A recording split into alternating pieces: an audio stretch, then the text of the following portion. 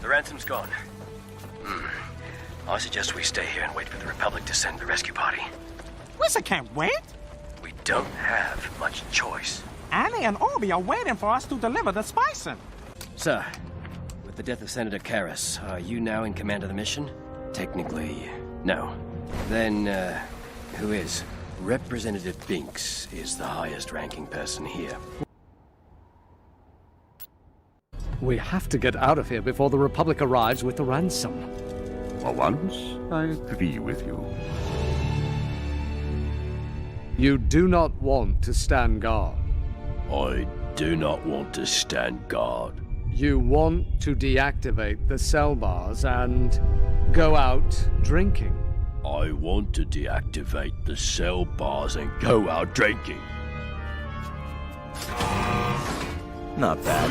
Oh, yes, most impressive, Master Kenobi.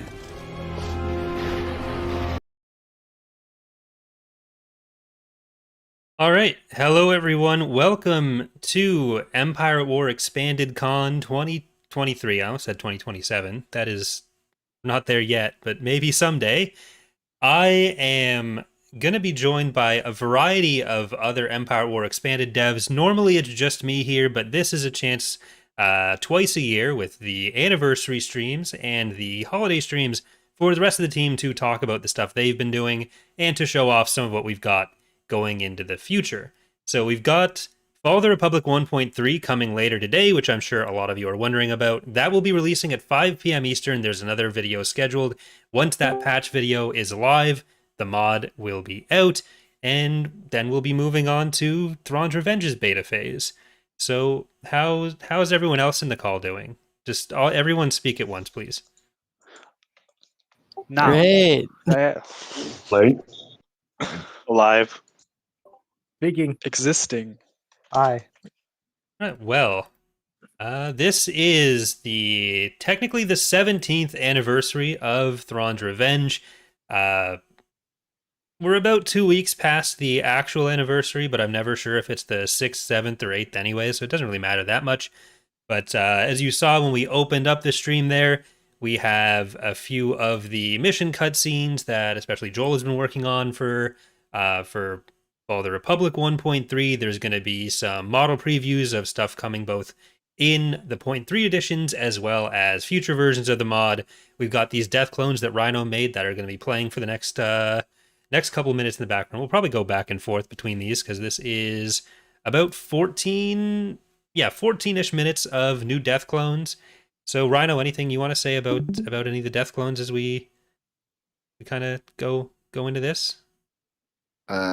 They all blow up nicely. Some were a pain in the ass to do, but yeah.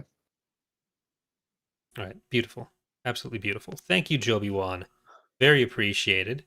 Saying, I've been watching you for years and I'm so impressed with all the mods for the game. We didn't expect such passion and such skill of modders. Humbling. Thank you, Joe Bostic. That is a Petroglyph developer. So do you guys all want to get in your requests to Joe? Thank you very much, Joe, and everyone else. No? Everyone else? There's the map editor. Actually, we're all just basking in awe. Yeah. Yeah, can you fix everything and not break anything? Everyone in chat say, wow, comma, thanks, Joe, 3 exclamation marks, and then epic in all caps. With wow, that syntax. comma, thanks, Joe. 3 exclamation marks, all caps. Well, entirely seriously, thanks for the game. Yeah. We obviously wouldn't be able to do anything with it if it didn't exist. And it's really modding accessible compared to a lot, which is absolutely amazing. Yeah, so we wouldn't be able to do any of the stuff we're currently doing without some of the recent patches, especially. Wow, a lot of people are actually listening. No one does that on the X2 streams. This is so much better. But Who's X2? They're on Mustafar. They're just completely drunk on Mustafar. But yeah, so Fall of the Republic coming at 5 p.m. Eastern today.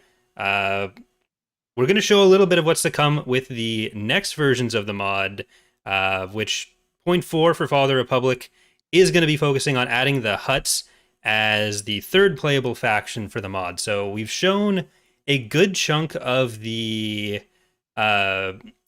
space roster for both Thrawn's Revenge, Fall of the Republic, and even a bit of Revan's Revenge for the Hutts. We've got a bunch more of their ground units that Philoraptor has been working on. And I think we might be able to replay some of the Hutts from last time as well, because I'd be shocked if everyone remembers all of the Hutt space units. But there's like 45 minutes of video footage I've been sent of different previews from everyone in the last couple of weeks, so we'll try to get through everything. Does anyone have any favorite things coming up in 1.3 that hasn't really been shown off that you might want to give the people some hints for? I don't think I have anything in these previews, so I'm not sure why I'm even here. Do you want to send me with some of the Killick art tests? You know what? Sure, I don't think we've shown those. It's the one time we want bugs in the release.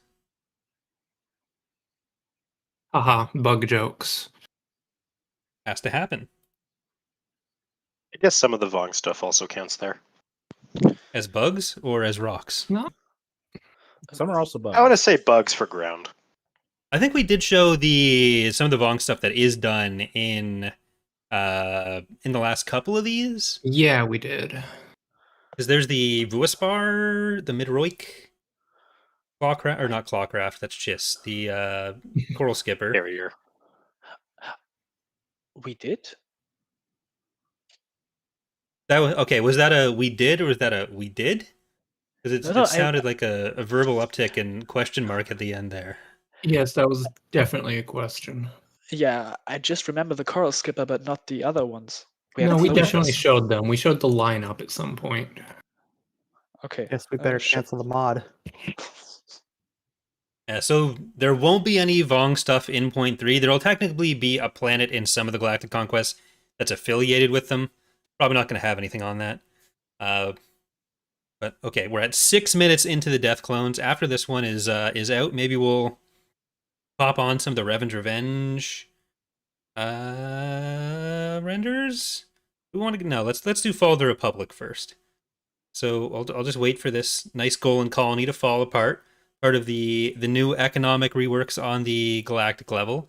You'll need those if you want more space population or galactic population cap, which actually matters now, rather than just piling it all up.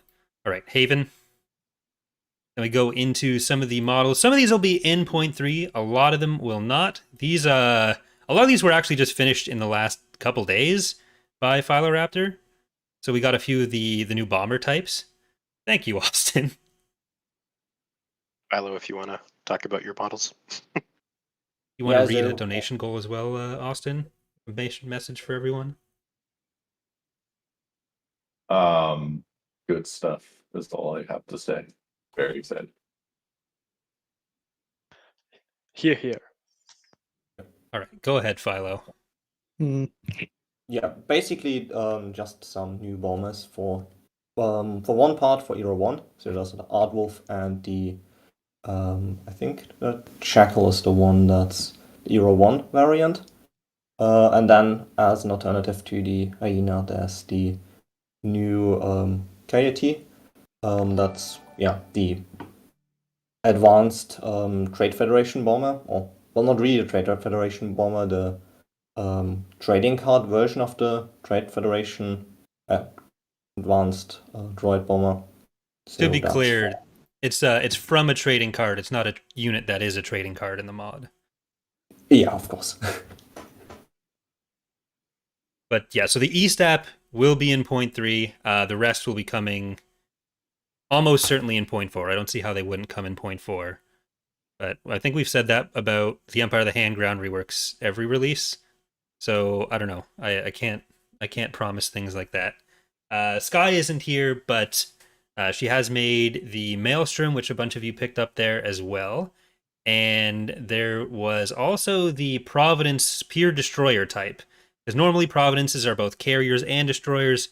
This is a variant without the fighter support, but with more shields, more engines, more hull. Yeah, Weapons are pretty much the same. Yeah. So harder to destroy. The bombers too. The plan was pretty much just originally do one of the variants as a like Era 1 Hyena predecessor. Philo and I realized we could probably leverage the Battle of Naboo version as an option there, with Philo thinking that the shielded one would work better as a side grade, and then we ran with the card game and the the Starfighter ones just being an upgrade of each other. So it basically means 2 swarm bombers at once, Hyena, and then the card one is an alternate, and then the other 2 types is the Era 1 versions. Yeah. So one thing to note with things like the Maelstrom, the Providence, Pure Destroyer, generally when there are new units for Fall of the Republic, space units especially, but also for ground units, they're not necessarily going to be main roster units that you're going to be using. Sometimes there may be options to choose between different things, like the Home 1 and Bulwark 3 in Thrawn's Revenge with the Chief of State system. So different rewards could come in that form. But in a lot of cases, there are ways to just give a few extra toys to play with if you're being a good little player and doing your missions. So you'll get a couple of them.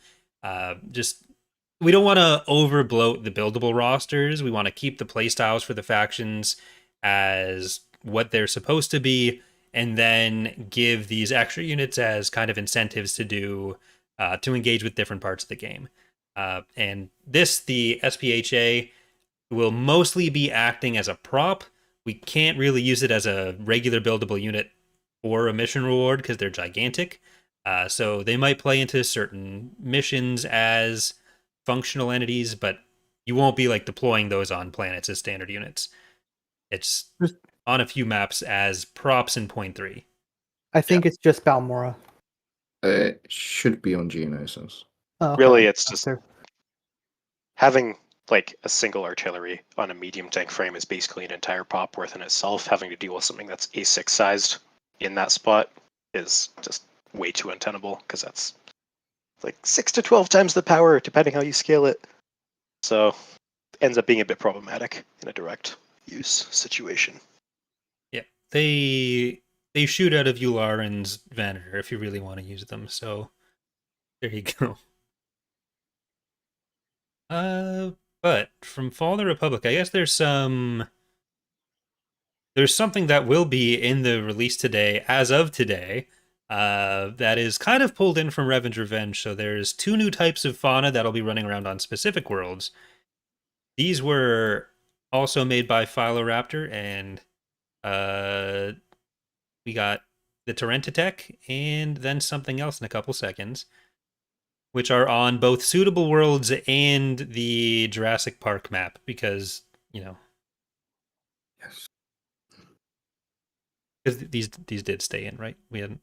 Yeah, they're here, but I did tweak Work their on the animation speed. Yeah, it should be. They should look a little bit better than this video now. That is supposed to loop. Wait, there you go. So yeah, these will have a bigger role in Revan's Revenge, working with the Sith. But in Fall of the Republic and Thrawn's Revenge, they are out there in the wild on Sith worlds, dinosaur-themed worlds. The War Behemoth, is living its best life free out in the galaxy now, not with a giant cannon strapped to its back, just dancing around waiting for people to shoot it. Life goals. We all wish we could have a cannon strapped to our back sometimes.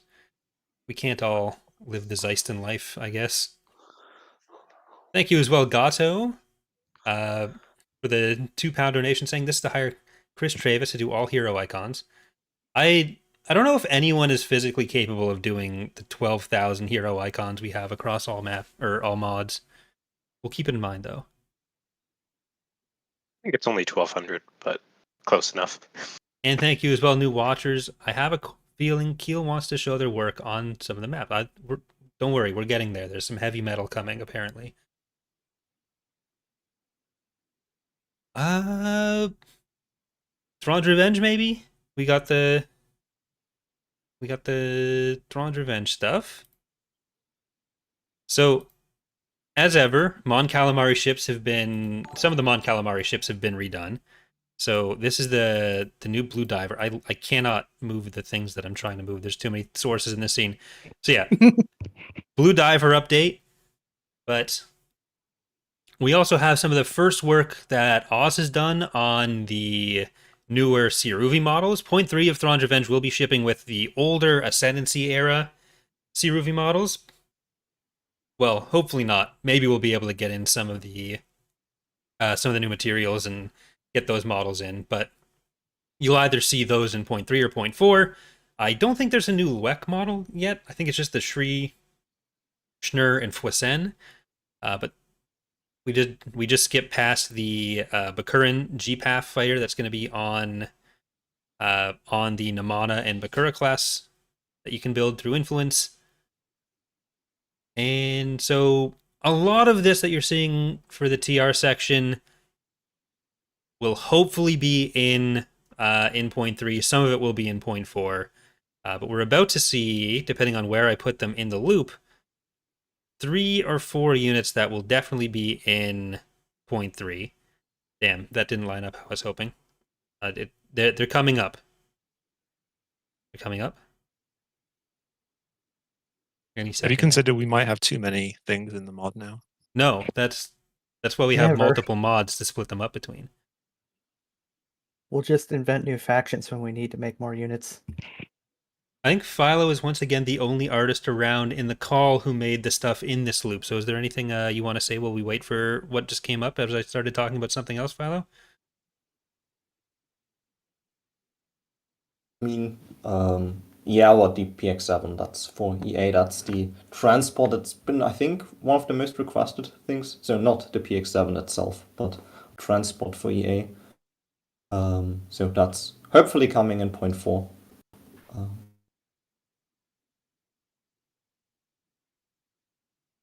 We are thinking of converting EAW to 64-bit. Would that help with modding? Gonna take that as a joke because yes. I mean, I don't know. Actually, 64-bit wouldn't really make much difference. All it does is allow us to access more RAM, which maybe means, I guess, we could potentially put higher resolution textures in. Otherwise, I don't think it would actually fix much. I think it would fix the tactical save crash issues. Potentially. Because There was that's a time we had too much Lua, and then it broke the saves. There was that, yeah. Yeah, because that's why the tactical saves still cause problems. Galactic saves usually don't, because the tactical saves tend to get to the memory overflow first. At least that's what I think. Someone's asking why there are 3 different World Devastators. Should we explain that? Thank you, Suntir. Well, believe it or not, there might be a video coming up that I can queue up at the moment for what the 3 different World Devastators are for. So, we're going to disappear for 2 minutes while Past Corey explains what all of that was. Thanks, Past Corey.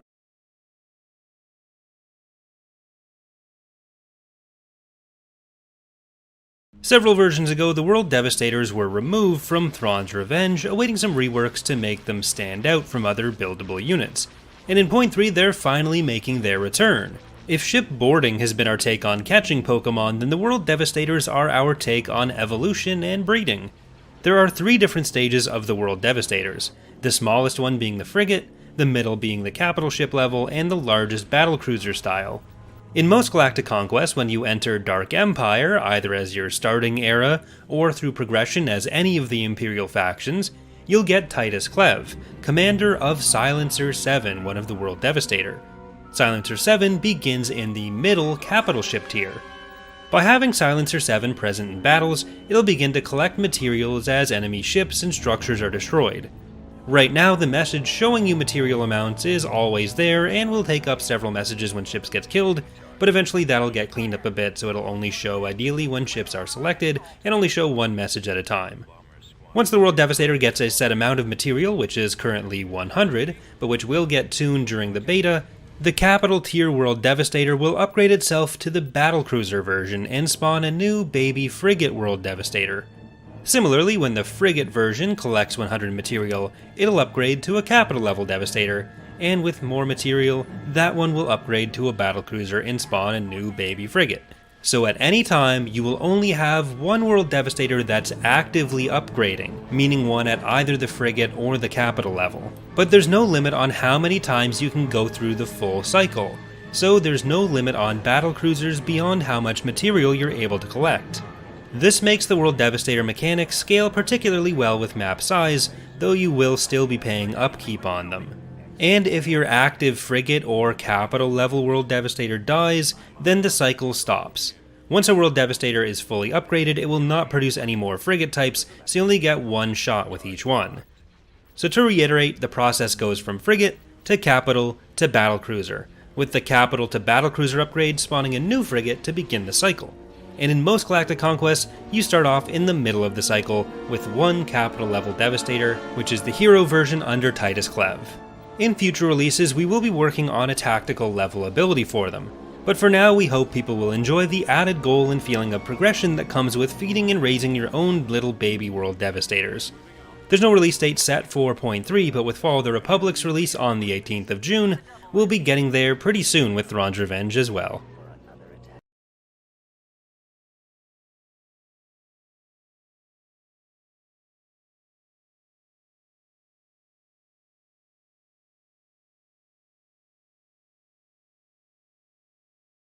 All right, so that is the finally the long-awaited return of the World Devastators. We've been saying they've been coming back next version since they were removed in 2.3.6.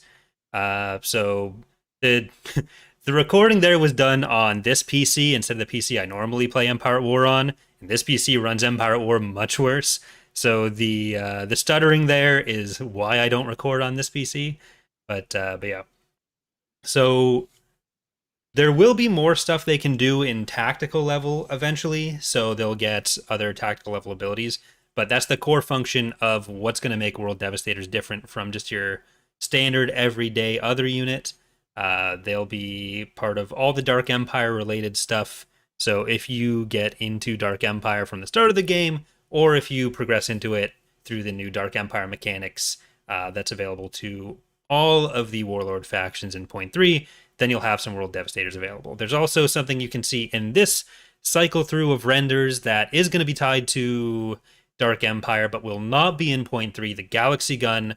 That will hopefully come in 0.4 when there is another potential super weapon that will probably be in the game.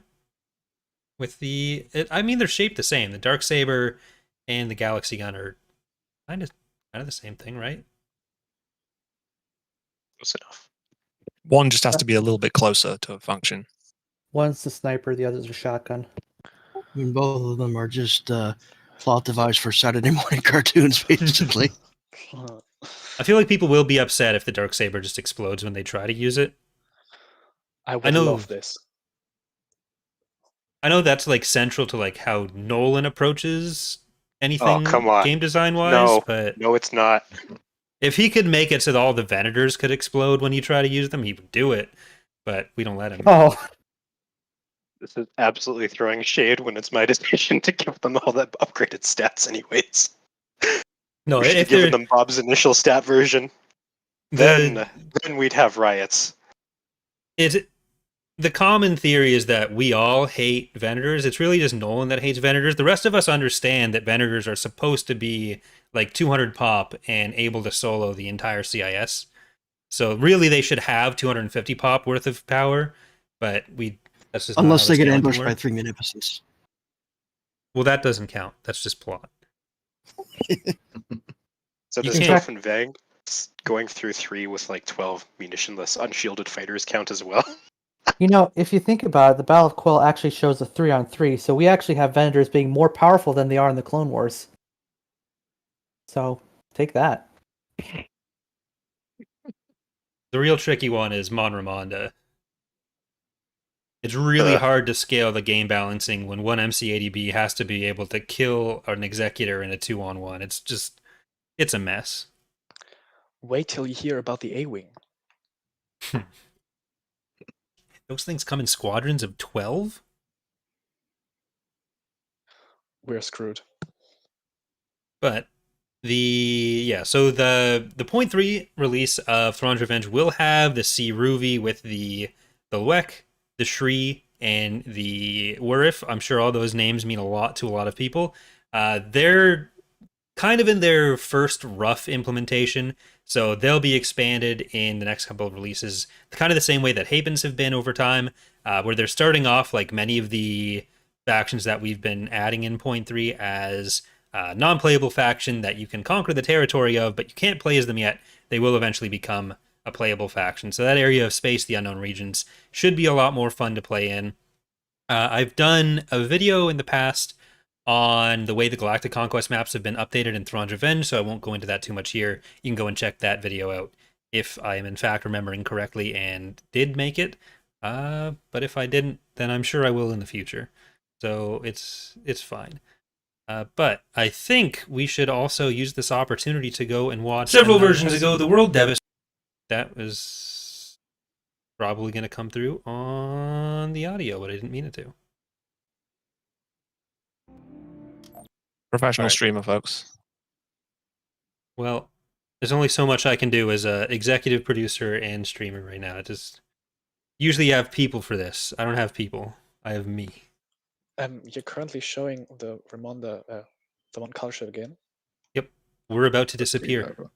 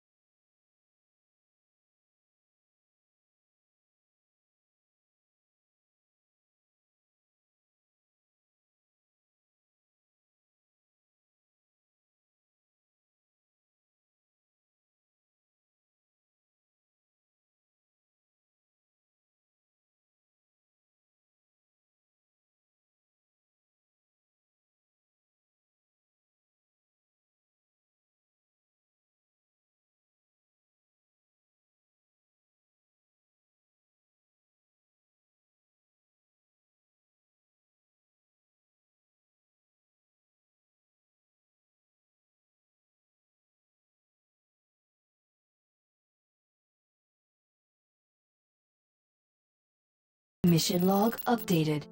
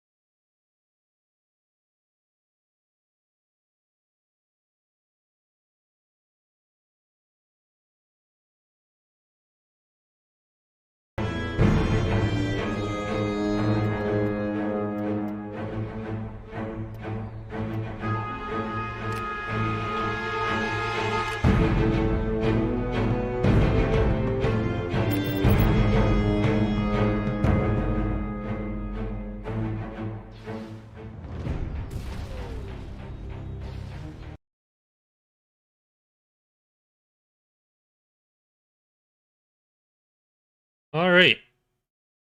So I'm gonna put the death clones back on. Then for any of the unit intermission stuff that's been shown in the last couple minutes, if there's anything the rest of you want to chime in on, any of the questions in chat that you've seen that you want to address, any of the accusations that stuff from the deepest cuts of MMP stuff is actually from the Clone Wars animated series. Any comments anyone wants to make about that? Feel free.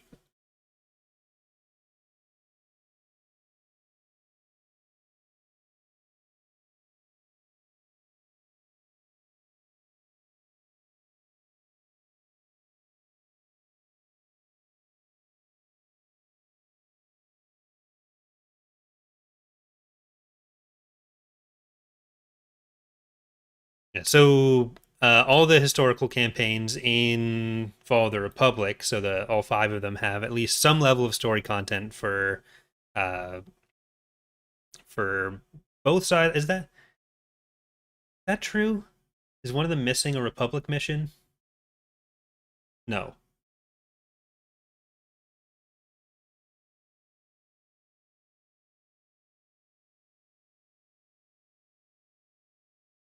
It depends who you ask. But yeah, so you'll be able to play. I think it's 26 total missions between both sides. But yeah, so you'll be able to play through all of those. You can also progress between all the historic maps. So once you go through all the story content in one, you'll be able to move on to the next one. Oh, okay. Now they can hear everyone now. Are we free? You're allowed to talk. Say what you said again, Leo. Yeah, you can play both sides of the missions. Usually, it's fairly rare that it's just locked to one side.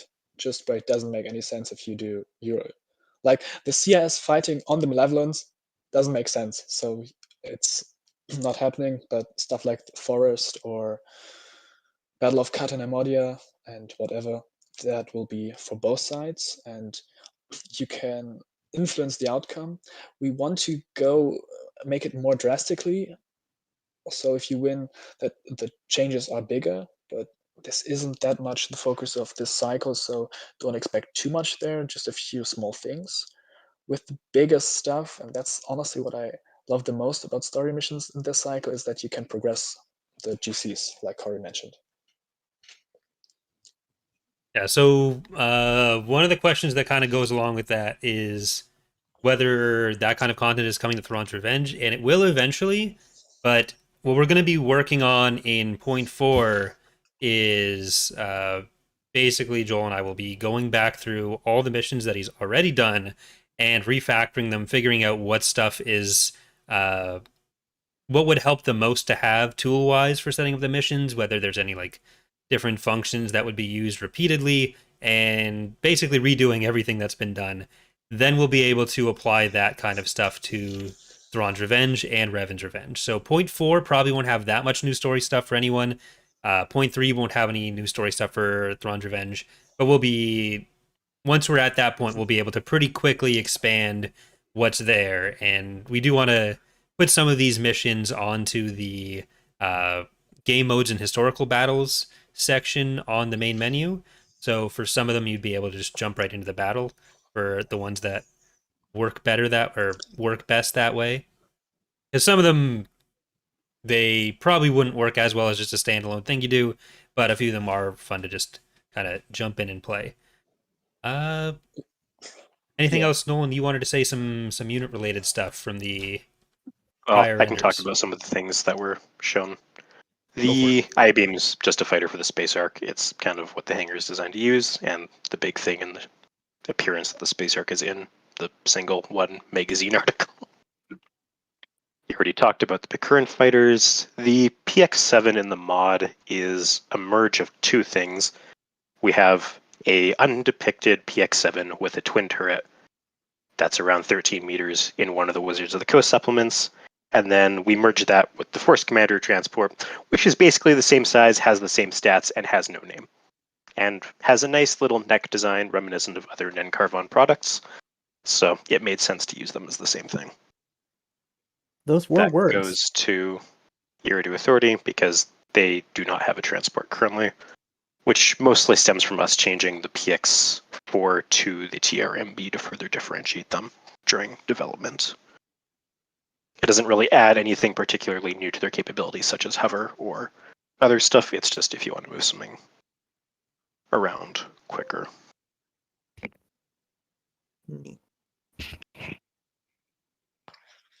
Oh yeah, like Ryan said, you can see the new team color that Rhino did for some of the ships. In this case, the VST2. Yeah. I guess that kind of spoils it for some of the later things. But it's a good. Oh, okay. Never mind then. Rhino, go ahead. Team color for the Venator, only in Thrawn's Revenge. Team color for Providence, only in Thrawn's Revenge. I don't know what the next one is. VSD2 in Fall of the Republic. These are mainly for distinction things. They look It's so actually easier to identify. Victory Fleet, I think that one is now. Hero 1, basically. Yeah. Yes, Magnificent in TR without the CIS logo, which was a pain to do, but I think it kind of works.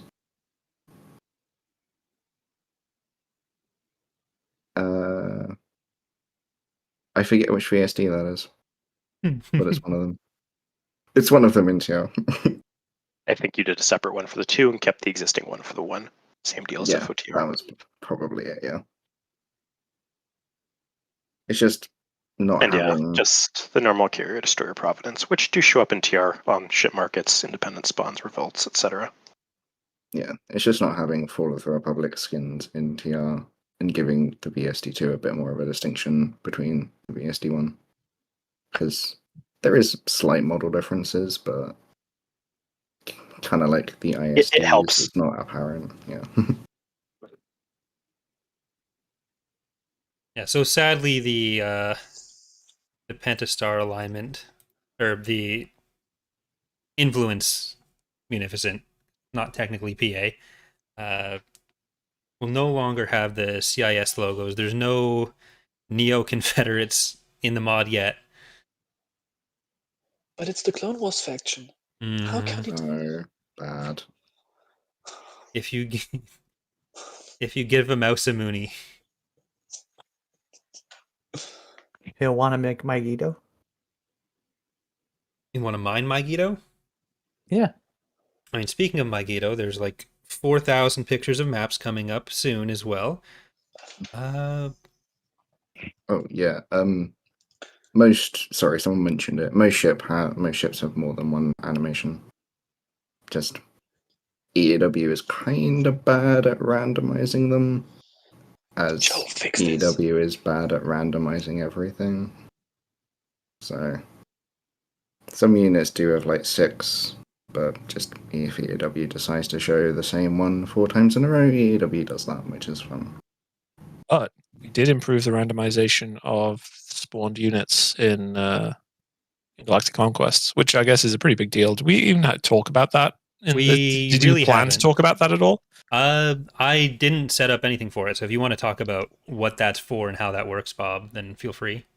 Sure. So, as you may be aware, we redid mostly Corey redid all of the progressive GCs for the Republic, so they're now more consistent. There's different maps per era. It's more fun, etc., etc. But the downside of that is it means we had to redo all the starting forces, and so instead of doing that, we were very lazy and used an object that despawns itself and then dumps a bunch of units on the planet, much like a revolt does, but specifically for the faction that owns the planet.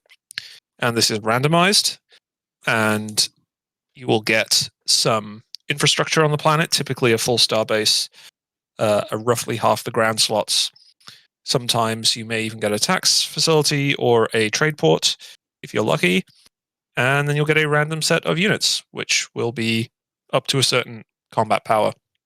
Typically, it ends up in the realm of like 20 to 50 population, and that will be your starting force for that planet. That means when you restart the other thing is that Empire at War uses fixed random numbers, so we changed it to not use fixed random numbers because we're doing stuff in single player only.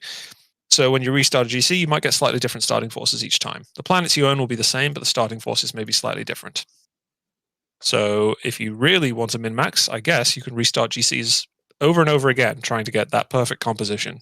But we also recommend you just build your own units. That's why there's fewer starting forces now. When I started a game yesterday, I got a Praetor. I love those changes. Yep, there's an incredibly low chance of that happening. Technically, I Did think it you should be re-add zero that? chance. I removed but that, so Oh, somebody must have re-added it. That might be a. Did you remove it in TR or just Fall of the Republic? Echo tier. We haven't touched the tier ones yet at all. I think that's okay. Different conversation Ooh, topic. panic averted. Yes. But technically, I think independent forces can still get super capitals, right? Yes, which is fine because that's non-playable. Yeah. So sometimes Denon has a Praetor over it now. Sometimes it doesn't. Eventually, it'll depends get a how lucky proper you're feeling. per planet set.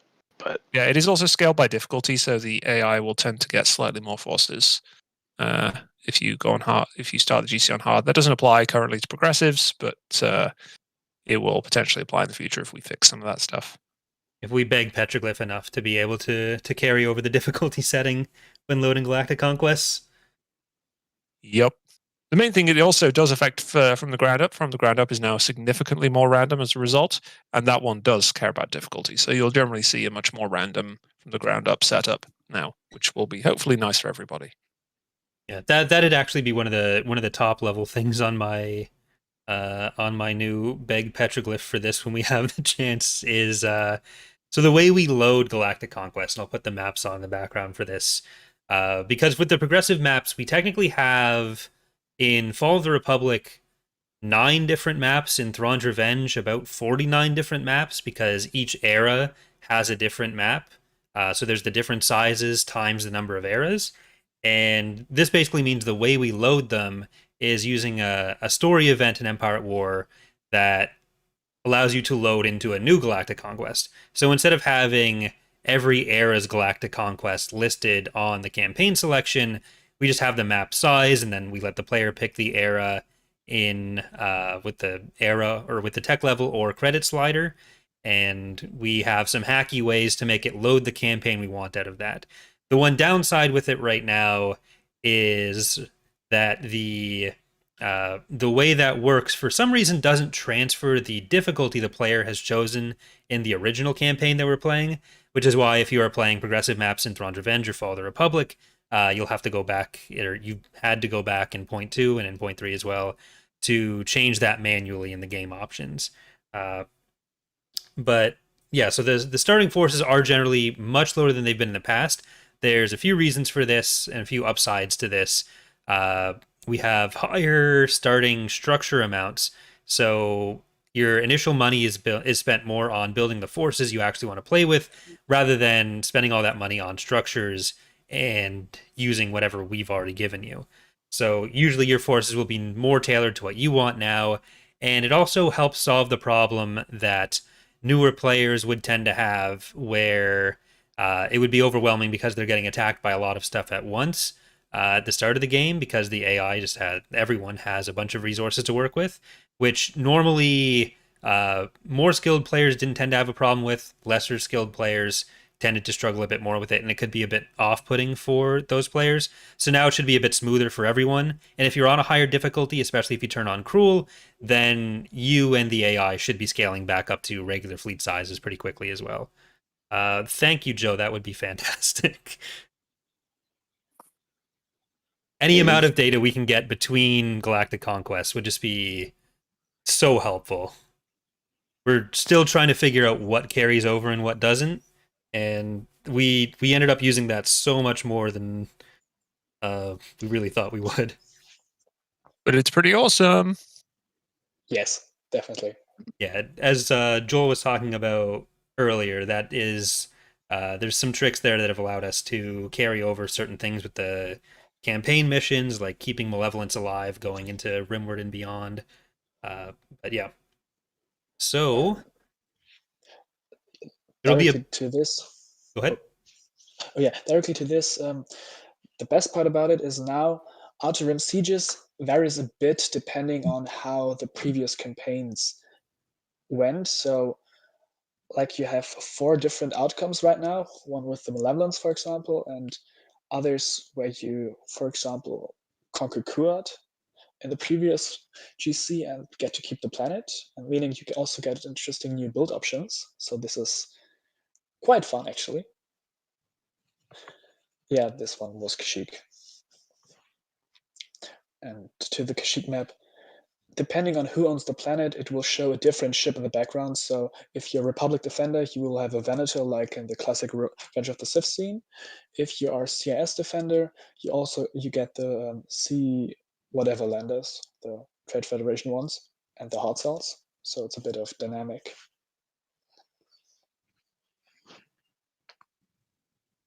There have been a few of the maps that have been going by in here that are based on some either specific movie moments or some specific show stuff. I don't know if the Aldani map has been cycled through just yet, but there was also the, I believe the Hoth map based on Empire Strikes Back has shown up. Rogue's been doing a lot of skirmish-oriented maps, which will also be converted for some Galactic Conquest use, so you'll see them turning up in a few places. But the Aldani Dam is, I really like how that one turned out, especially. It's just, I love Andor, so I just think it's neat. Yeah, he was gonna scrap it because he had the map rotated in the wrong direction when he was making it. So I think the dam was like in the middle, but like 90 degrees. So it was too good of a map to pass up, so I had to fix that. I think we have 55 new planets on this cycle. Maps or planets? New maps. So yeah, new maps.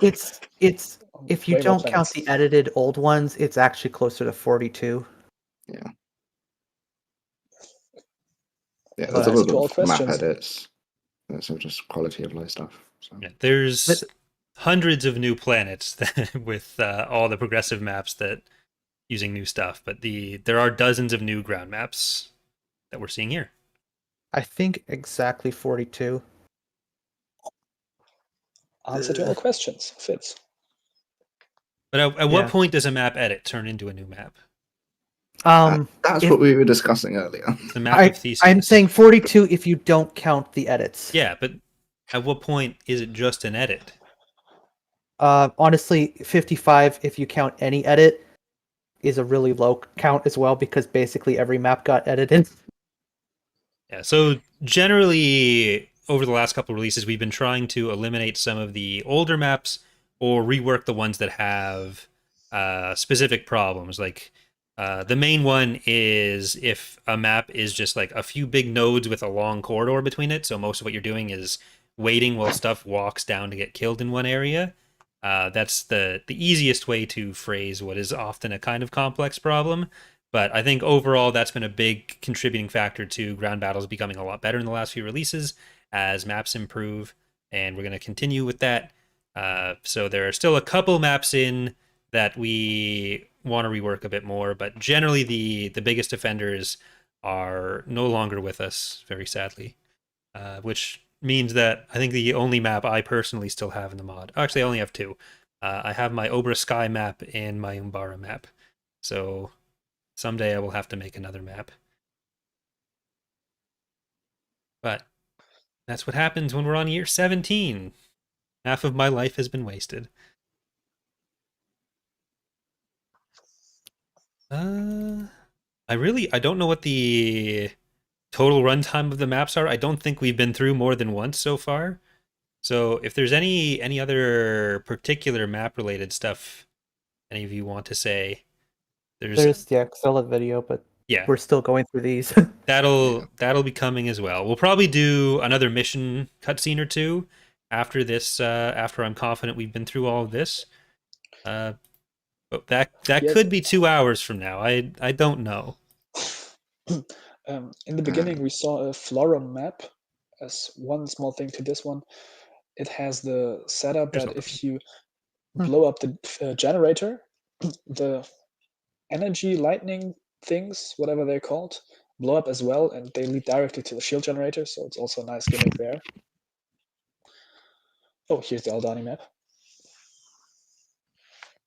Yeah, Leo, so are okay, you watching we the made it stream? through. Yeah, I think Are it you sounds like watching Leo's the a little five- bit I think behind. Leo is watching the stream. I watch both, so I'm. It's on confused, forum right okay. now, Ah, okay. which means it's repeating. Yeah, this is. Yeah, if the destroy the generator has power poles, go away.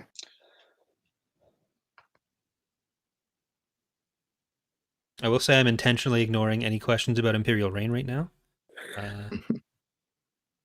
I found the question for 64-bit support quite funny. I mean, probably not. Well, who knows? Apparently. All right, so we're gonna do another cutscene or two. Then we'll be back with maybe some Corellian and Hut roster updates with some discussion of some of the factional stuff to come. So I'm gonna shut us up now, and I'll remember to turn everyone else on the team back on audio-wise once we come back this time. Maybe.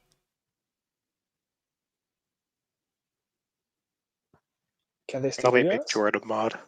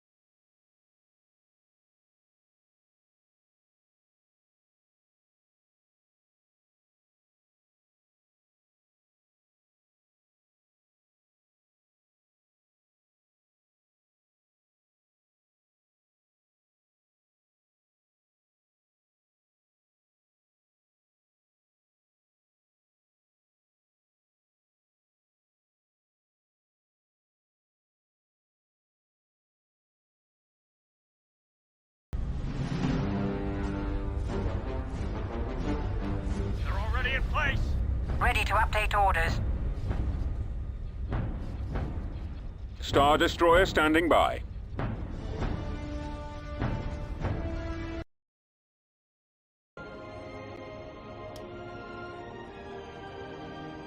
Already in place.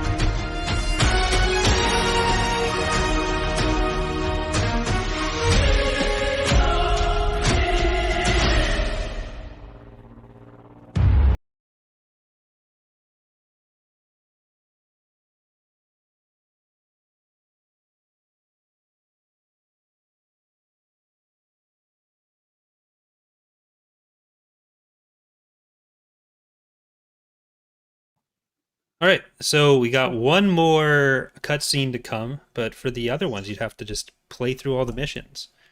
So we can't give it all away. I mean, the mod is free.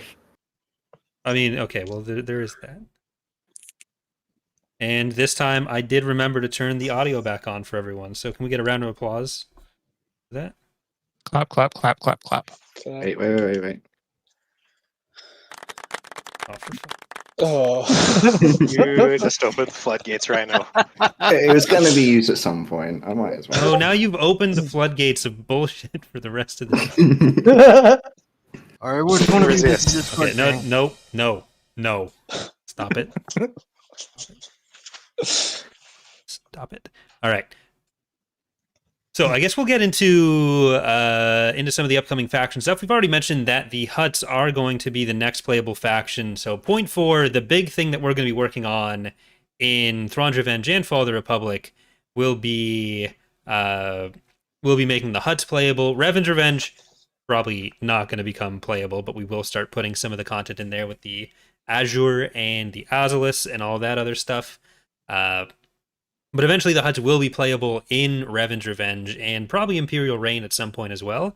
The Hutts are basically, they're evergreen. The slugs live forever, and they're forever in our hearts. So we did show the pretty much every space unit that they're going to be getting in the first release of Thrawn's Revenge and Fall of the Republic in the prior stream. I'll replay that maybe in a couple minutes, but this is a core set of the ground units they're going to be getting in point 4 as well. Some of this, did any of this make the point 3 cut? I don't think any of this in here was the point 3 stuff. More space stuff. Probably one or two of the things did, but as you said, we can just reshare anyways. Yeah, because it's the WLO tank that's definitely going to be in point 3 for some of the ground stuff, because the Hutts are going to be present as a non-playable faction in point 3. Basically, every future faction for Thrawn's Revenge, as well as the Hutts in Fall of the Republic, has been implemented in some kind of basic way for us to build on in the future. So the unknown regions will be a lot more populated, generally with dreadnoughts and other independent spawns that you wouldn't really expect there, but over time we'll be swapping that out with the appropriate Killik, Siruvi, other random assortment of Rakatan and Vagari and whatever else we can get in there. But the idea with this release, with point 3, was to set up the maps themselves as future-proof as possible. So whenever we do add factions, we're not going to need to go back and revisit and add a bunch of stuff. It's kind of the way Paradox games are handled, with certain cultures and areas not fully fleshed out until later on, because we rip off Paradox and all that we do. But the Hutts have 4 or 5 space units in point 3 in both Thrawn's Revenge and Fall of the Republic. That'll be expanded on to a fully fleshed out playable roster in point 4. It'll probably be the most content we've really launched a faction with, I think, because there's a ton of stuff. So far as origins for this, pretty much everything is just like official. You just need to look for Hutt stuff, which a lot of things don't, and reuse Clone Wars units for instead. Yeah. The most dubious thing is the Podwalker here, which is just building off the base game Podwalker description with Philo's interpretation. And ignoring a Private Guide that we don't need to talk about. That says I didn't say anything. Philo, is there anything you want to say about all of your babies here? I'm really happy with how it turned out. But I think that's it for the most part. I think with the Podwalker, I played a lot with the some kind of inversion of the regular ATXT texture, where I inverted the red and the yellow from the actual texture, because the basic ATXT has a lot of yellow highlights, and I picked basically yellow as the test team color for the Hutts. So I inverted it and made the highlights on the Podwalker for the Hutts red in return, like the Republic team colors usually.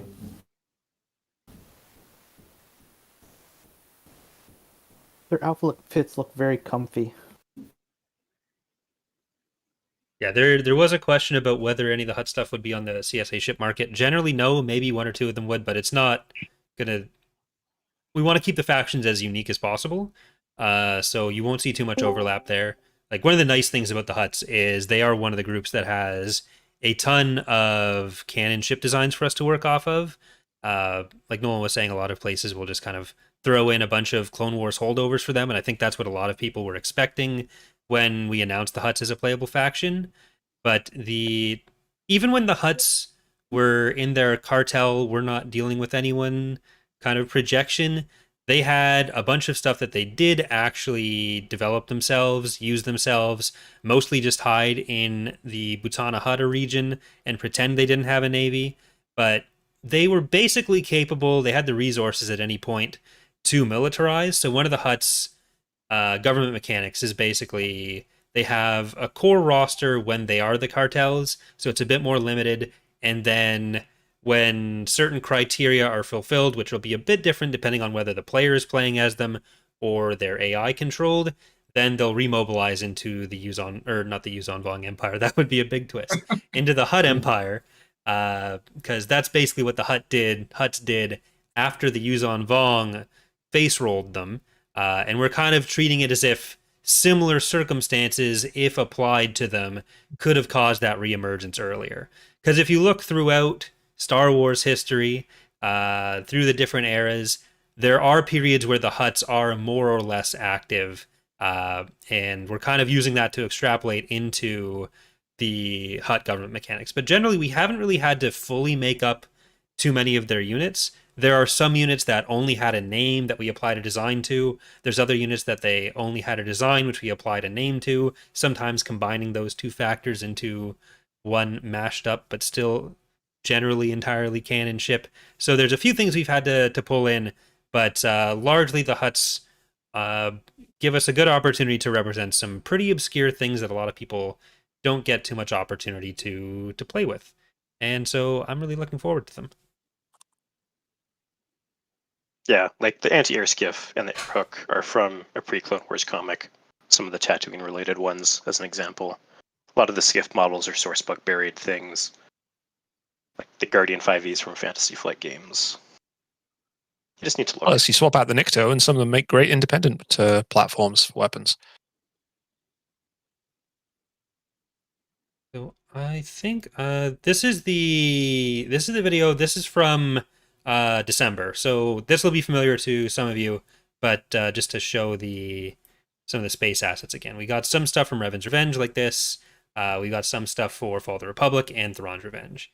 So some of the stuff that is core to the roster in Thrawn's Revenge will be some of the Resurgent Hutt Empire content in Fall of the Republic. Some of the stuff that's Resurgent Hutt Empire content in Fall of the Republic will be core to the roster in Thrawn's Revenge. But generally, there are going to be a few differences between the different mods and what they have available as well. But some different ground units also, a surprising amount. Yeah, they're actually quite different ground-wise. Yeah, I think the entire A unit roster is different. The speeders are different.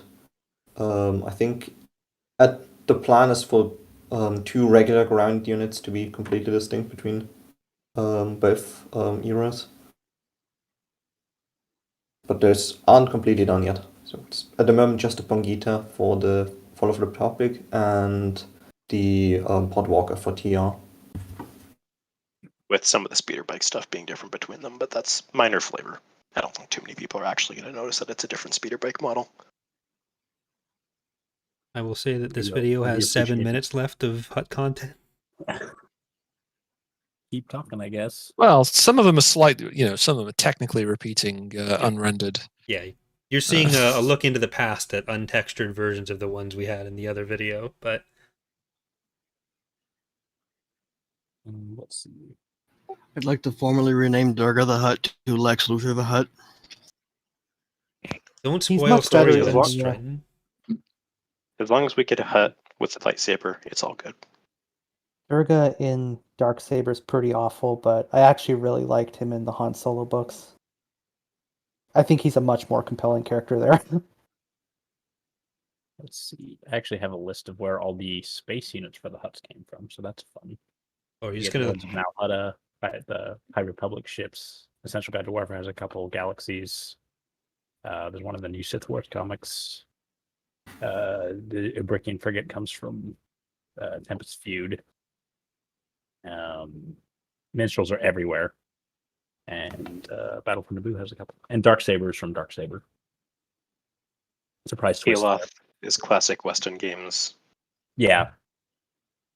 There's the trio of name and design mismatch fun from Essential Guide to Warfare, which would be an example of mobilized 4 names.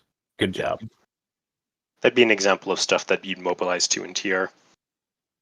Did you already mention the Fun Kenner's Toys items? That's mostly for ground. Yeah, I Sail didn't have 20 ground. in the AST. Handy. So those are really from droids, though. So, well, one of them is. Actually, I don't think any of the ones that we use are for the ones from droids, because there's a lot of overlap there, but it's not quite. Right. It's not technically the Sail 20. It's just almost a variant of it. The Floater 935. So since it came up in chat, there was a question about Darth Maul's Criminal Empire, which is technically related to the Hutts in here. So the Shadow Collective doesn't have the content, military, navy, territorial control, etc., to ever be considered its own faction. They just don't control enough to work that way. But one of the things that Maul did was convince the Hutts to work with him. So in mod terms, what that'll mean is when you're playing as the Hutts, one of the story events or government events, kind of a mix of both, that you'll be able to do is you'll have Maul approach you, and you'll be able to use Shadow Collective content through that. So characters like Maul and Savage will be able to join your faction, so you'll be able to play as the Hutts and use Darth Maul as one of your Force-sensitive heroes. So that stuff will be represented that way. But you won't be able to like select the Shadow Collective as their own faction and then play with a navy of just one goes on to or something.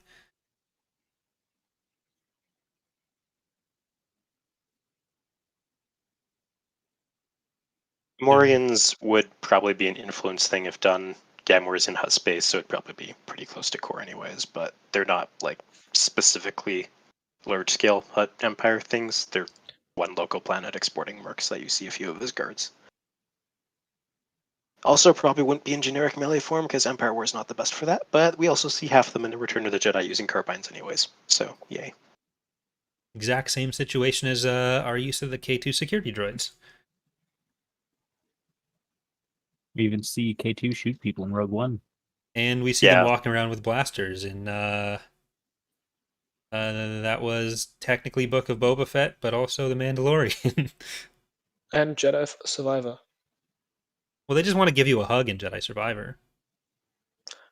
I think they have both. Sometimes they shoot you as well, then they put the weapon away again. It's mostly hugs. I try to focus on the hugs, personally. I feel that's very supportive of you. For some of the criminal stuff to answering heavy arms, the Hutts likely have a pirate asteroid base like Zinjas with a slightly different selection of units. Kaloth is probably something that goes there. And they'll probably share the same pirate hero pool. And with the question of like the That's Hutts the plan. leading the Shadow Collective, you're the one leading the Hutts. You're telling them what they are and aren't allowed to do. So you'll have the choice of bringing them in or not. And then if you want to keep them, you can keep them. It's emergent storytelling through game mechanics. But speaking of other factions which get stuff through a government switch, we have one of the other factions that should be getting a lot of content in the near term, and are probably close on the list of factions to become playable. We have the Corellians. So this is another faction that Philo has been really going in on doing ground assets for. We've also shown some prior space assets like the Strident, but they're another faction. Well, you're kind of starting off as just pure Corellians. They have a bunch of their own dedicated stuff that we'll be working with from some pretty obscure places as well as some bigger places, but they will have a similar switch to the to the Hutts, where they'll be able to do certain things to form the Confederation later. And we haven't decided or discussed too much exactly how the interplay between certain groups who side with the Corellians or the Galactic Alliance at different times will work, but there'll be a little bit of faction building there once we get to that point in the content. So we'll be developing the Corellians in their earliest form first, and then we'll start introducing content that comes in for some of those later changes as they go through either research, through story events, and so on. So they're probably just behind the Hutts in terms of factions that are going to be ready for becoming playable again. The Yavitha are getting up there as well. We want to move them, the Yavitha, forward as much as possible because they were playable before, so people feel like they're missing out on something they had already. But the Corellians, in terms of like what's new and actually done, they're getting there.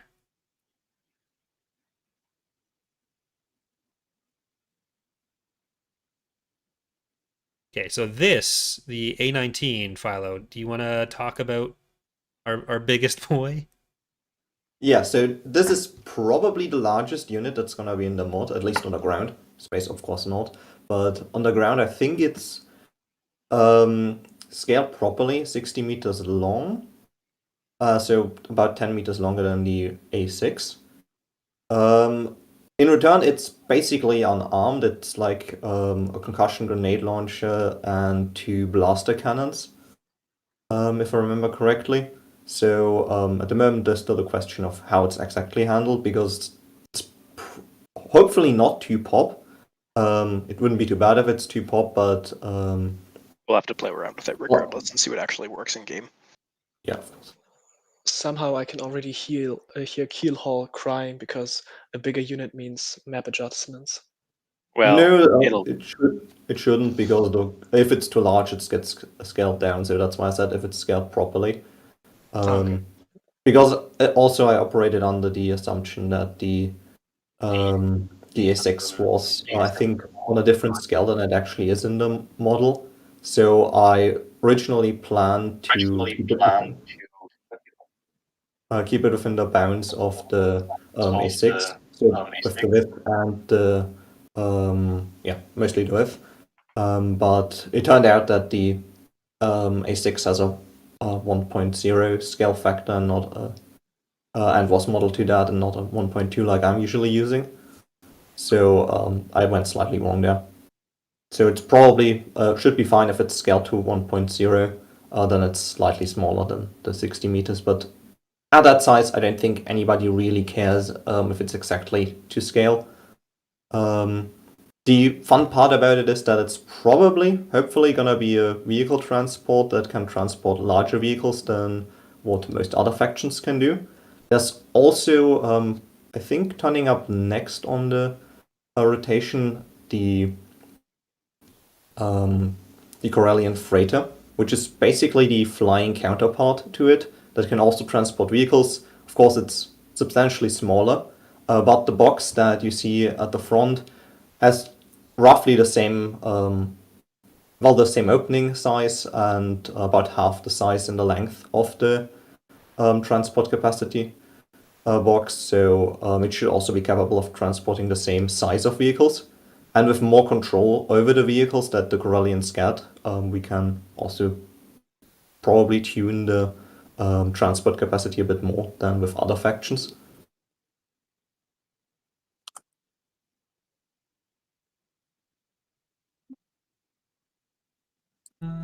But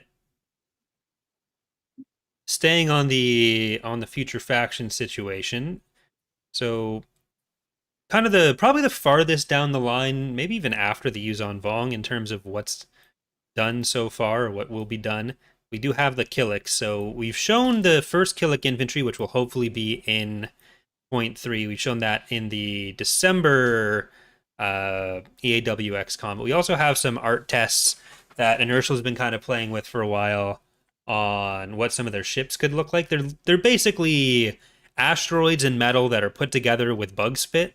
So they've got some aesthetic qualities in line with the Yuzon Vong, but a bit grosser somehow.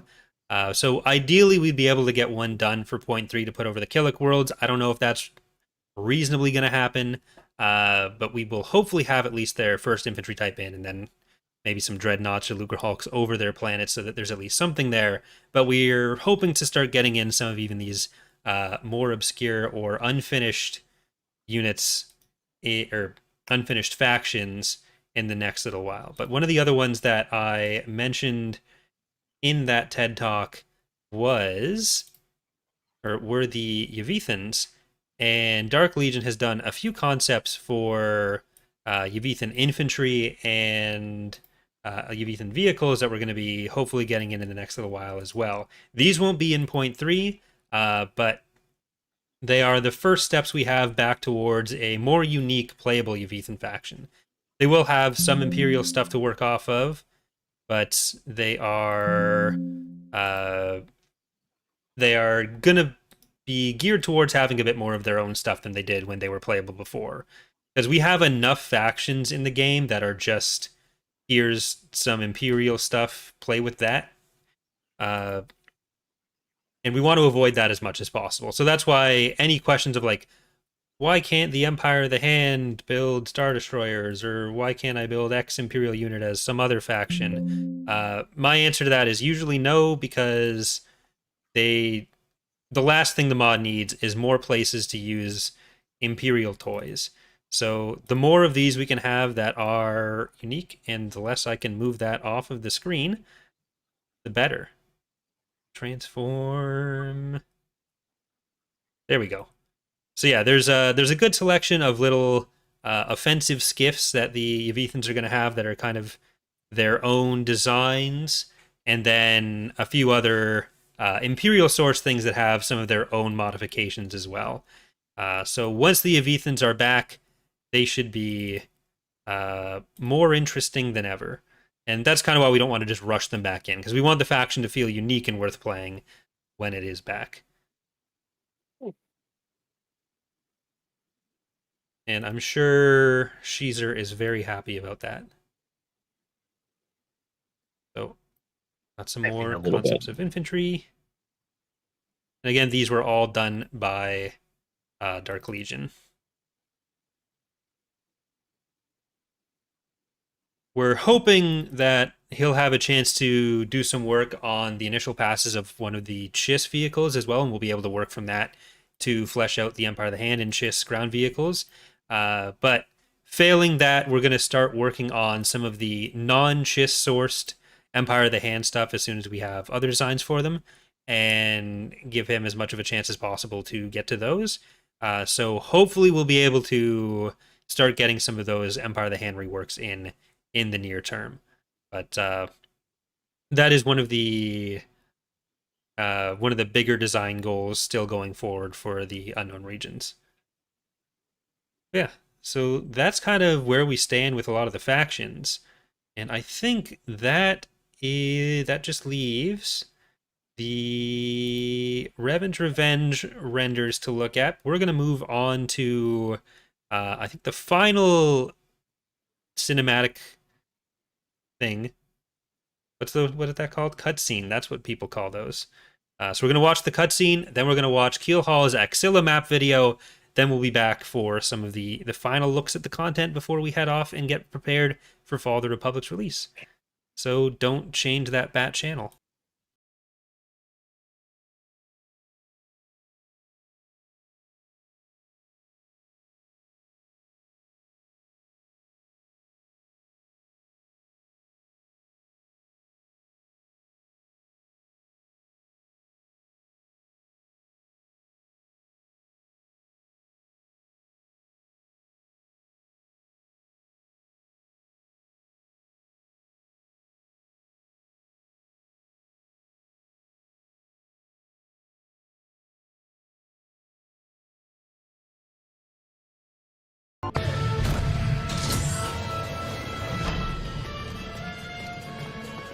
This is not good. I don't see the deck officer anywhere. These boys are sloppy. There should always be an officer on duty. We have to warn them. Get on the comlink. I have a bad feeling about this. Welcome to Rishi, Commander. As you can see, the outpost is operating at peak efficiency. Thank you for visiting And have a safe trip back? We need to inspect the base just the same. There is no need.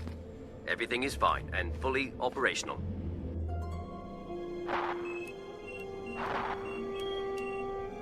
It's no good. Their comlinks are on a different scramble set. I'll signal him with his flare. Take us to the sergeant in command. Roger, roger. A droid attack flare? Oh, Drax! What the heck are you...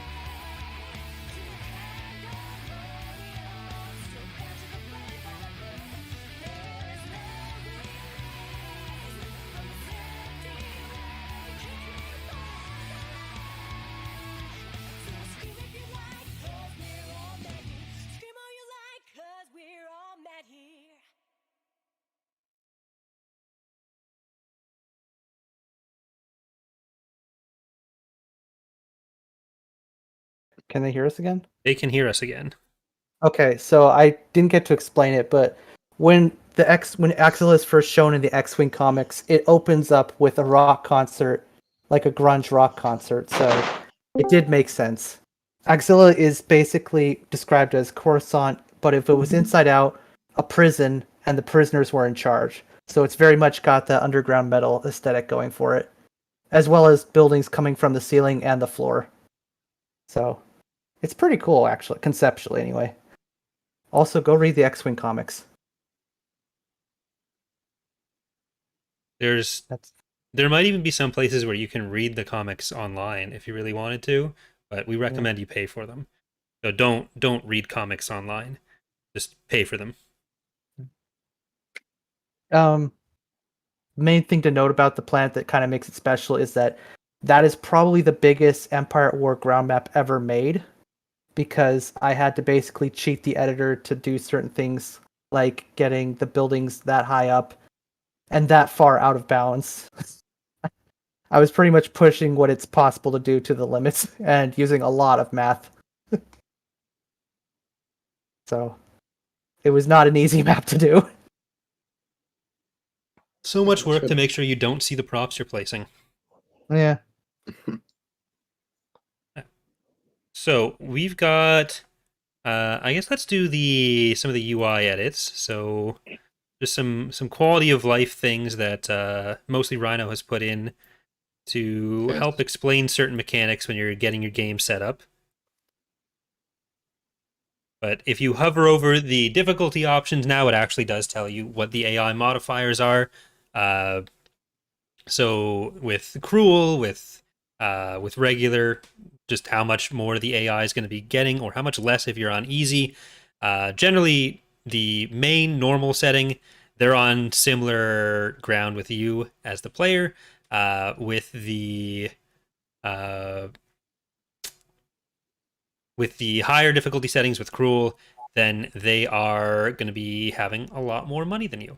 So there's certain things that Empire at War does, and a lot of Empire at War mods do, where they get free units spawned for them. We generally don't do that. We do at the start of the game. There are static fleets in Fall of the Republic that protect certain planets. That's been in basically since the initial release. Those have been cut down a little bit in the last few, or in this version, because of the changes we've made for general starting forces and starting infrastructure. So static spawns are fairly reduced.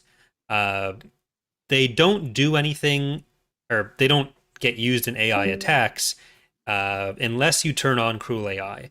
So if you really want to suffer, you can go on Cruel Admiral, but now people will also not stop asking why multiplayer campaign isn't working, because there's going to be a note there. I mean, they will ask. I said they won't stop asking.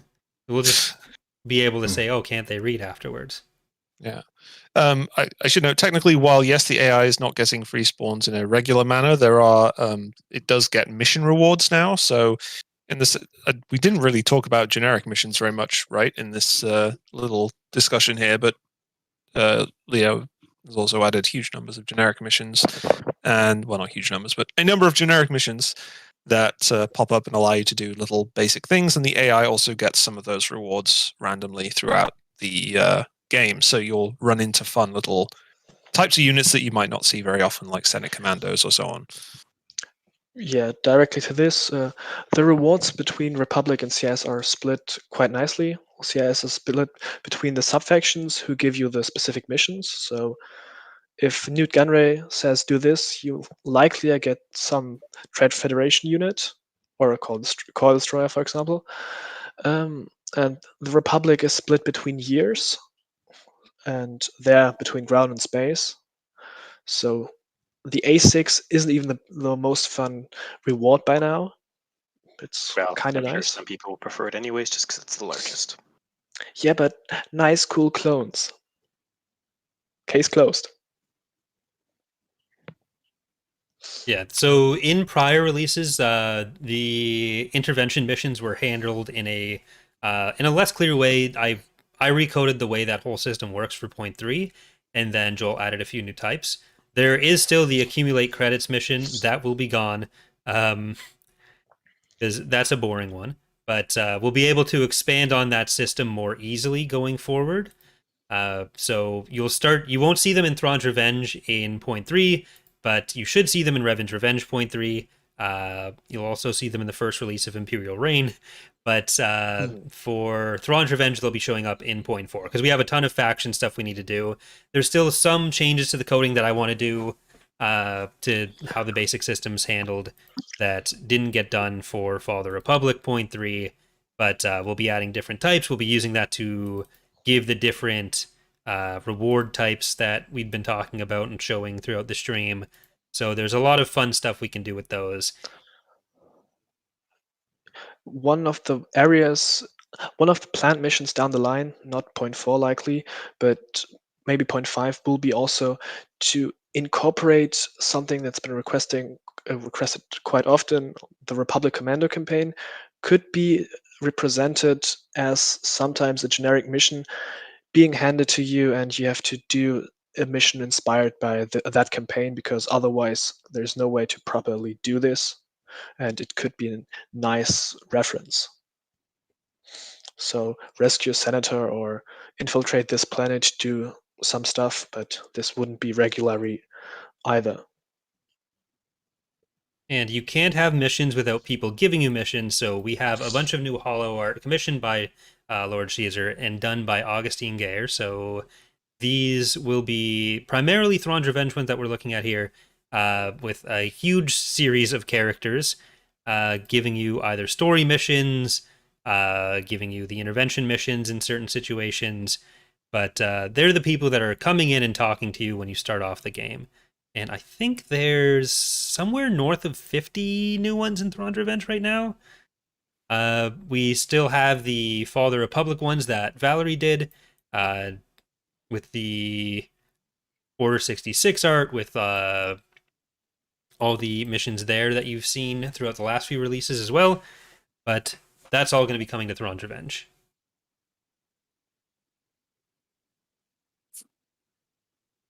So some of the uses for these will be the story missions, but also for certain of them with the leader approaching speeches for era change or regime change events. Some of them would be for some of the integration events with the legitimacy system, and any of the many different story things that we'll be doing once we have all that extra stuff set up. I love that one of Lando. And Lando gets changed in the middle of his. It's a quick change act. Booster Tarek.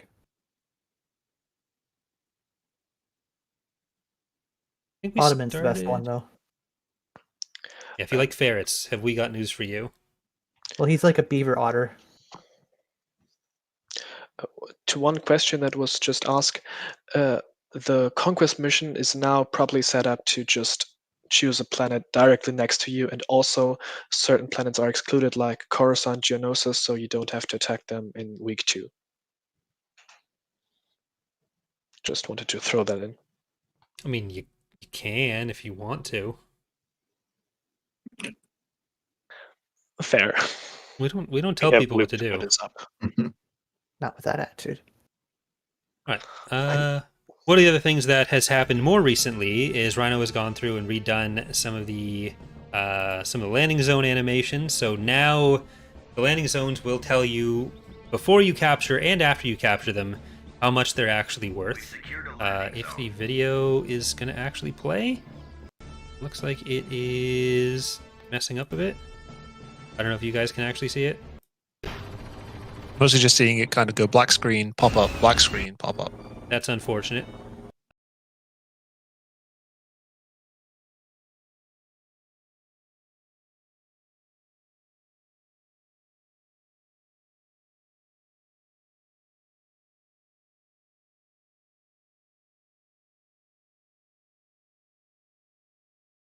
Worth 5 anymore.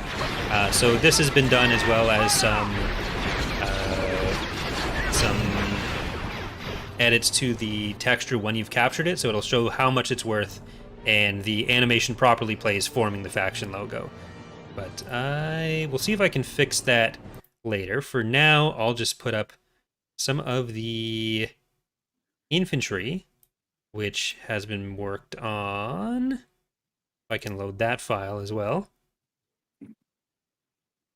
Which the rest of us can talk about while it's playing. Or, if you all want to be very helpful, you can start talking about things while I'm clicking buttons. I guess I can talk about the faction thing. Yeah.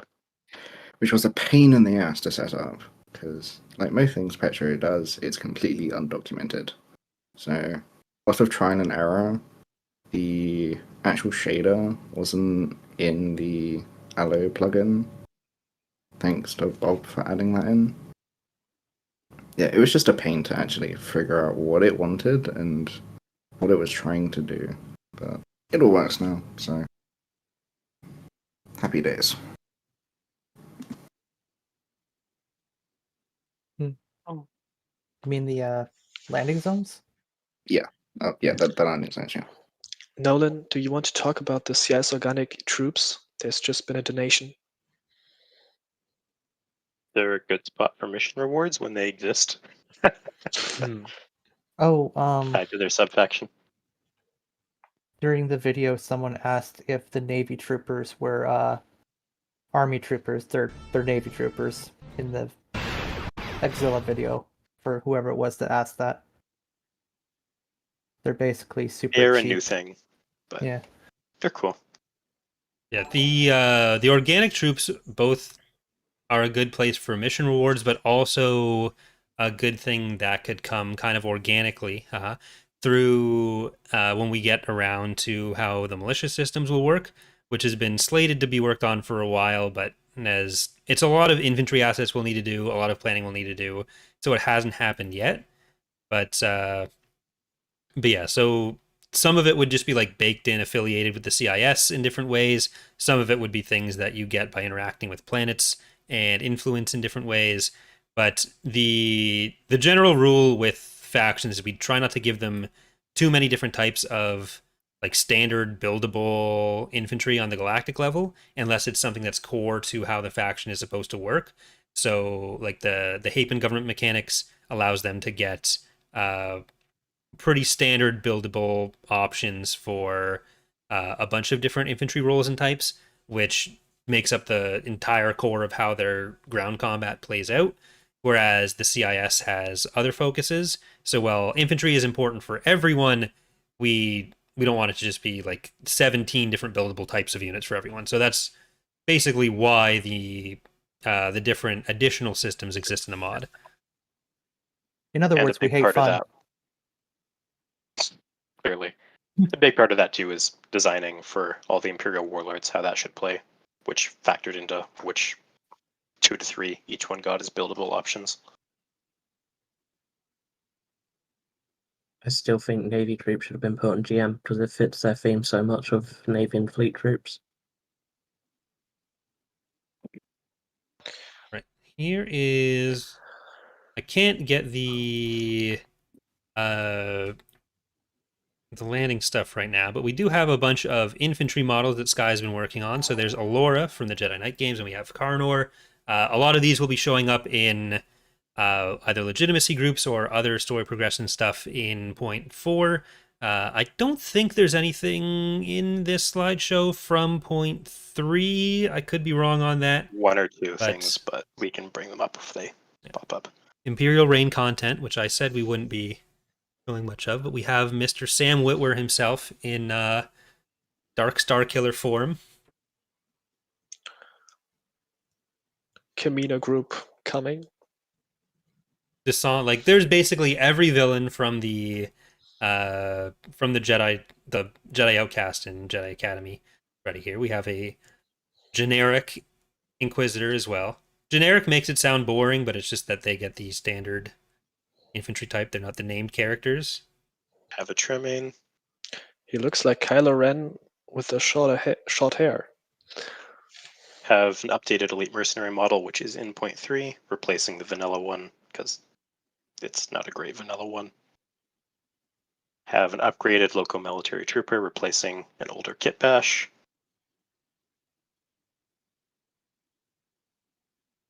The often talked about Blaze Mock that confused so many people in the way that it was presented. To be fair, Blaze Mock is cool, and I stand by it. Nimbus Commandos, which I think we actually have showed off before, but have some speculative New Republic terrain types that Sky has done.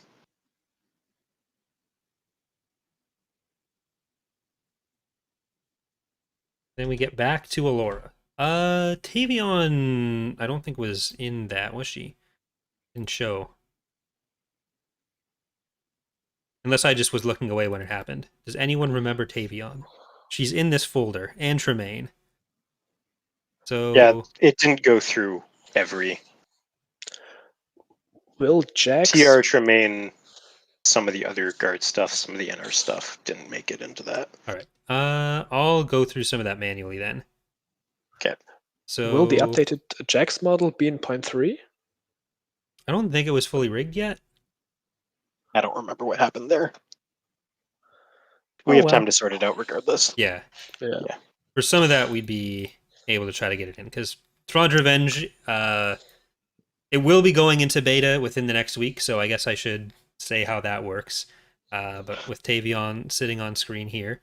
So Thrawn's Revenge will be going into beta. It'll be probably a longer beta phase than Fall of the Republic had. So when Fall of the Republic went into beta, we had basically all the content was done and in. With Thrawn's Revenge, there's still some stuff to do, but we're at the point where it makes sense for us to just start getting the feedback we need, start getting the fixes we need. So the time between beta starting and release will probably be a bit longer. But the way that betas work for the mods is we run them off of our Discord server, which is linked in the description, or you can go to discord.gg/CoreyLoses. We have a channel there for testers sign up. It is open to anyone who is at the commander rank in the server. Basically, we don't want people just going in, signing up for the beta, giving us work to get them enlisted, like getting them set up with the Git and then not getting any feedback. So if you're interested in contributing to the mod that way, giving us actual feedback, going on the server, sharing your ideas, discussing the mod, all that stuff. Once you are at the commander tier, you are able to sign up for the beta, and it's open to anyone. So it's a semi-open beta, and then that usually goes for a month or two. But yeah, so the commander rank is entirely based on leveling up is entirely based on activity in the server. So if you go in and you're clearly just spamming random ass messages because you clearly just want to get into the beta and then you want to screw off, then you're going to have your level reset or you'll be banned. We're not dumb.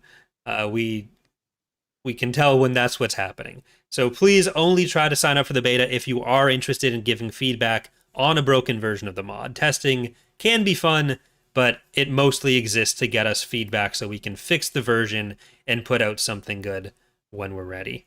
But Shadow Guard, I don't think, showed up. So yeah, these are more of Sky's infantry that have been done over last little while. But that being said, being hinted at in the very first stream we did in this style as one of the generic force user options. They are coming someday. Someday. All right, so we've seen Allura, seen Karnor. We haven't seen Chick, I don't think. Well, Chick uses the same model as one of the others. He has the same colors. Yeah, but there's 4 Royal Guard versions that are not quite the same. Yeah. Did Phil send in Shadow Spawn? I don't think he did in a usable format. I mean, I could load the model in Blender, but people could also just wait until release for that. Or just next EaWXCon, right? I mean... Yeah, we got to have stuff for December.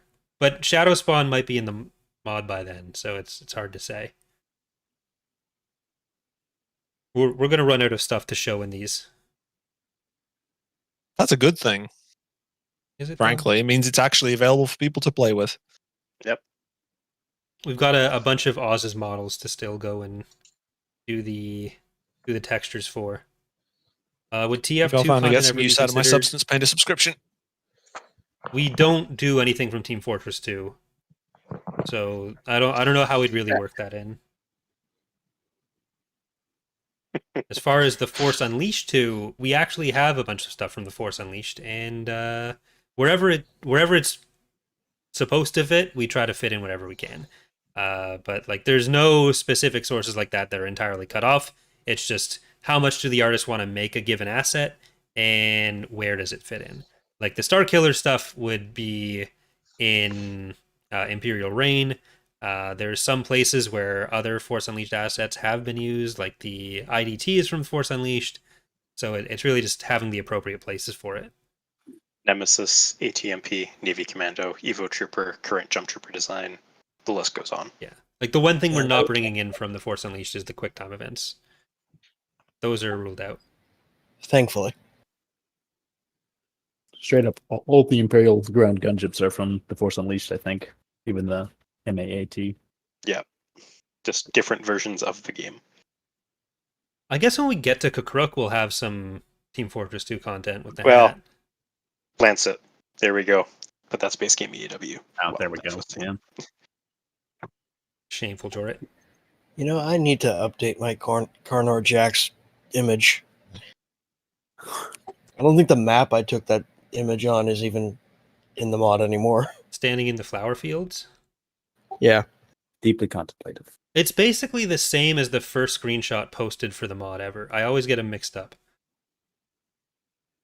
Because the second day, I think, of the mod's development, or the first day after dinner, Zero I posted a picture of our reskinned Carnor Jax in a similar situation. But how horrible. We have, to finish us off, we'll have a little bit of Revan's Revenge to show off and talk about, starting with the Ebon Hawk. But yeah, so Revan's Revenge is going to become the focus for development once Thrawn's Revenge is content complete in beta, because after Thrawn's Revenge, the next release we'll be doing, after Thrawn's Revenge 3.3, the next release we'd be doing is Revan's Revenge 0.3. So we're still working on getting the core assets done for the main space and ground rosters. I think actually all the ground rosters are done. The first 5 units in space are done, but we're trying to bump that up to 7. And we've got some Galactic Conquest work and some general balancing and system design to do for it. So the assets are done for the units, I should say, but the balancing, statting properly, making sure all the rigs are up to par, that's still going to be going on for a while. So the biggest thing will be a bunch of testing to make sure the way we've had to adjust certain systems for the mod work. That's probably going to take a bit of time. In the what? Innocent whistling. Yeah.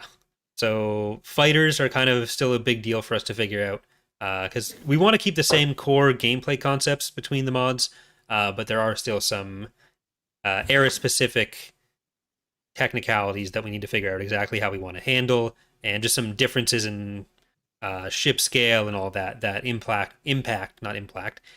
the way the game plays, that we want to make sure we get right.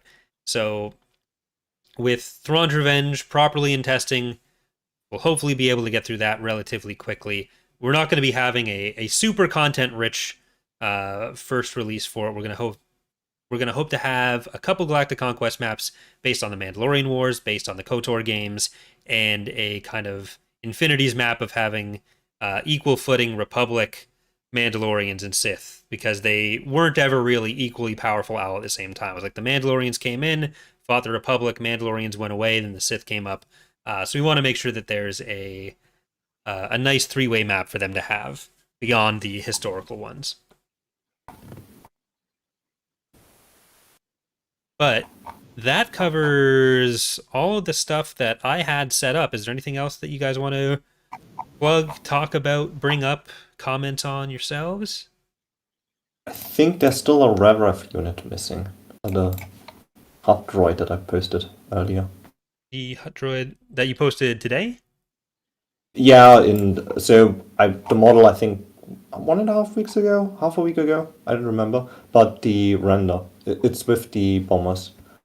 Oh, I think that snuck into the CIS render, but I'll pull that up now just to make sure that we have it here as well. I'm pretty sure that was in there, but it Joe is has a this question. one. Joe has a question.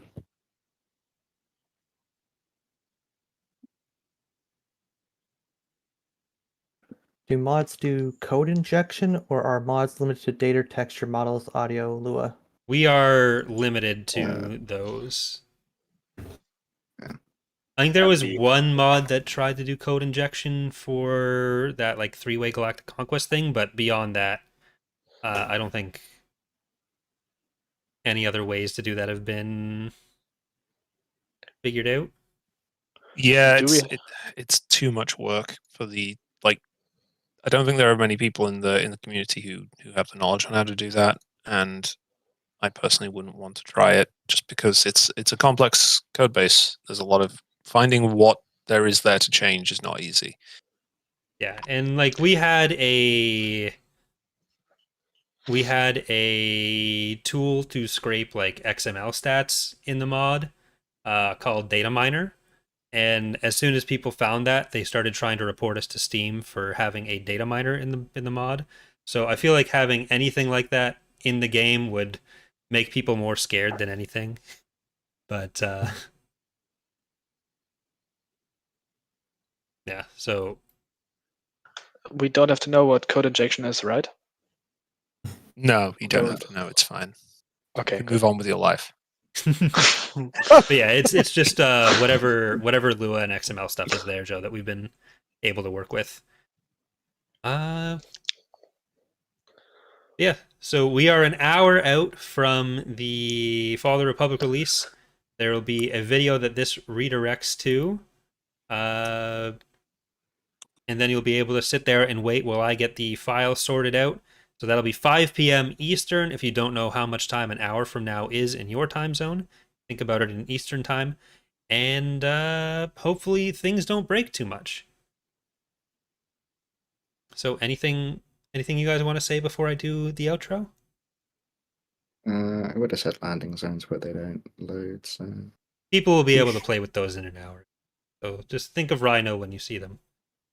Be sure to If like, anyone comment, does and find subscribe. any bugs that we missed, please address your email to Petroglyph Games, and I think that's probably the best place for those bug reports to go. Sorry, Joe. That's how to make friends. I guess the real place to report them is on our Discord server as well. You can leave them in the Steam comments, but I'm going to be honest. I read those once every 3 months because it's a great place for me to just get depressed. I always know what's going to be there when I load it. It's going to be, why is the Venator too weak? Why can't I play multiplayer Galactic Conquest? Does this work with Stellaris? And how do I cook a chicken? Like just a bunch of stuff like that. So there's one on TR's page right now that says we ruined the game.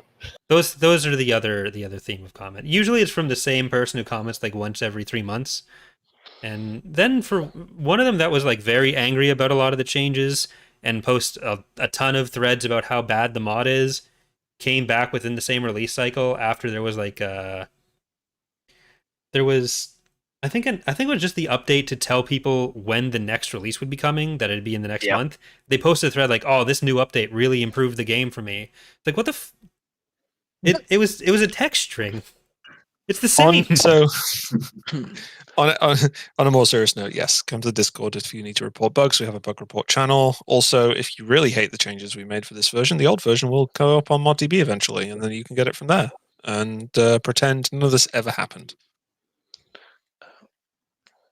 I think the only 2 things we haven't mentioned yet, and I don't know if they're important enough, are the structures, but no one cares for those anyways, except some Steam commenters.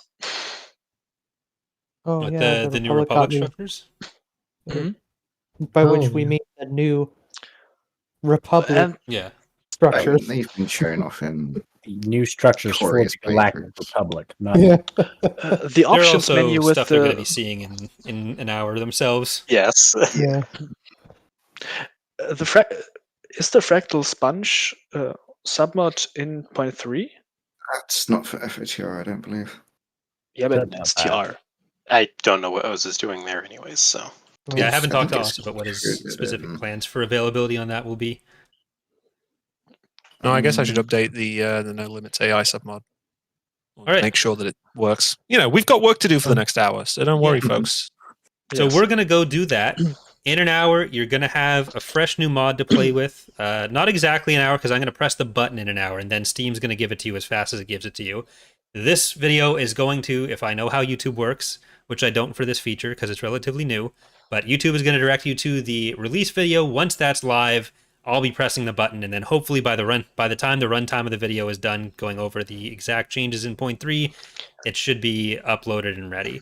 So once again, thank you all so much for all of your support over the last 17 years. Especially thank you to the people in the call with me right now, because we have a lot of fun sometimes, and then we yell at each other other times, and that's very healthy for all of us. Teamwork. Yeah. Makes the dream work. Yeah. Now make 1,000 commits before Corey pushes the button. No, please just don't. to annoy everyone. Break everything. So I have Seriously, this idea for it's dinosaurs. It is an honor to get to work with all of you doing all this pointless nonsense that we do. And for everyone watching, we're glad you enjoy it. Or, I don't know, assume you enjoy it. I can't speak for you. You're still here, so I think you like it enough. No. Don't take that as what that means. People will hate watch. They'll hate play. I don't know why. They'll just do engagement, disengagement. Kind of. Yeah. All right. Bye, everyone. Bye. Goodbye.